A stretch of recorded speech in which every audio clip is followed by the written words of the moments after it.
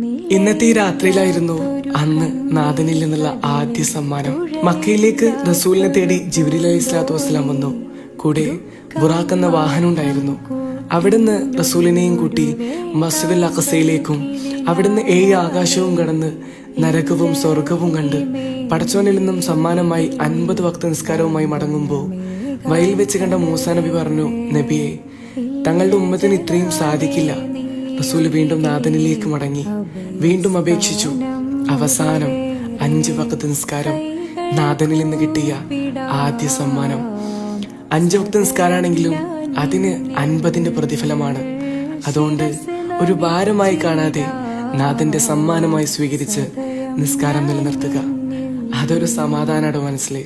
കുറെയൊക്കെ സങ്കടങ്ങൾ മാറാനും മനസ്സിനൊരു സമാധാനം കിട്ടാനും നിസ്കരിച്ചാൽ മതി. സോ ഇതുവരെ നിസ്കരിച്ച നിസ്കാരം പോലെ ആവരുത് ഇനിയുള്ള നിസ്കാരം. നാഥന്റെ സമ്മാനമാണ്. അത് സ്വീകരിച്ച് നല്ലതുപോലെ നിസ്കരിക്കുക, പടച്ചോനോട് അടുക്കുക. ഇൻഷാ അല്ലാഹ്.